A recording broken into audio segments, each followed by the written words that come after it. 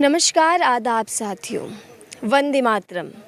मेरे ठीक पीछे भारत माँ की प्रतिमा लगी है, तो समझ तो गए होंगे कि भारत की बात चल रही है। और भारत के अंदर जो इस वक्त सबसे ज़्यादा चर्चित राज्य है वो है उत्तर प्रदेश। साथियों, हमारा जो चुनावी सफ़र था वो पश्चिम उत्तर प्रदेश से होकर मध्य से गुजरता हुआ अब आगे बढ़ रहा है। 5 राज्यों में चुनाव हैं, लेकिन सभी की निगाहें उत्तर प्रदेश पर टिकी हैं।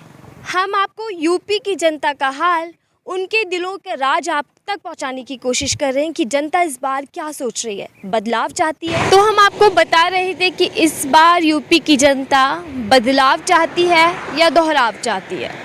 साथियों, जैसे आपको बताया कि 5 राज्यों में चुनाव हैं, लेकिन जिक्र या चर्चित जो राज्य है वो उत्तर प्रदेश है।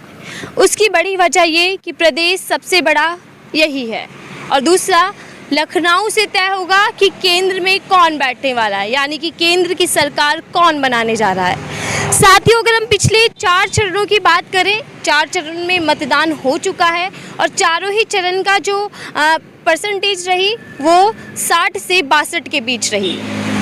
लगभग अभी तक हमारी 403 सीटों में से 231 सीटों पर चुनाव हो चुका है, बाकी की सीट बाकी हैं।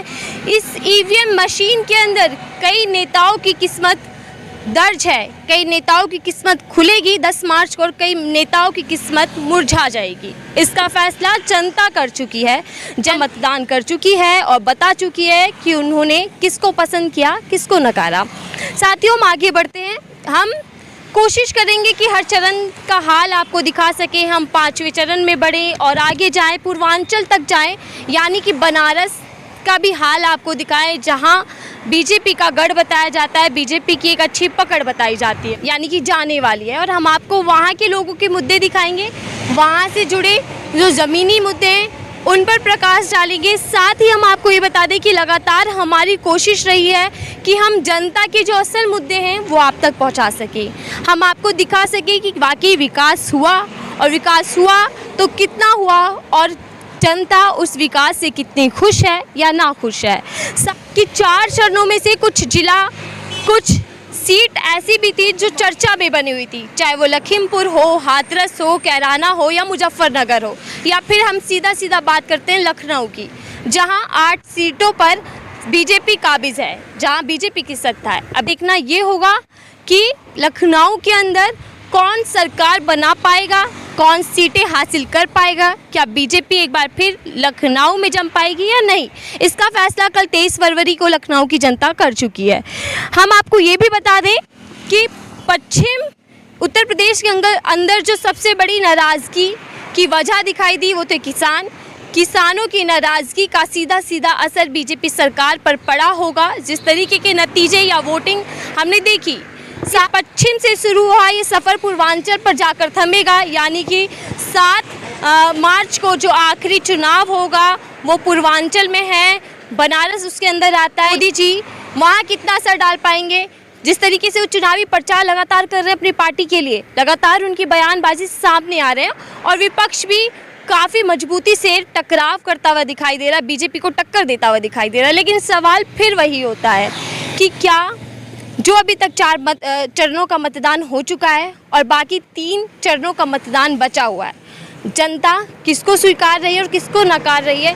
क्या वाकई जनता के मुद्दों को इस चुनावों में परखा गया, समझा गया, या सिर्फ चुनावी बातें हुई, चुनावी आरोप प्रति आरोप लगे। और फिर मैं अपना नाम याद दिला देना चाहती हूँ, मैं नफीसा खान और हमारी टीम विकासशील भारत की उन मुद्दों को उजागर करने की कोशिश कर रही है, जिन मुद्दों को, ज़मीनी मुद्दों को, लोगों से जुड़े मुद्दों को नज़रअंदाज कर सभी राजनीतिक पार्टियां अपनी राजनीतिक रोटियां सेक रही थी। सभी पार्टियां जब असल मुद्दों को गायब कर आरोप प्रत्यारोप एक दूसरे पर लगाकर सिर्फ सत्ता तक जाने की पूरी कोशिशें कर रही है।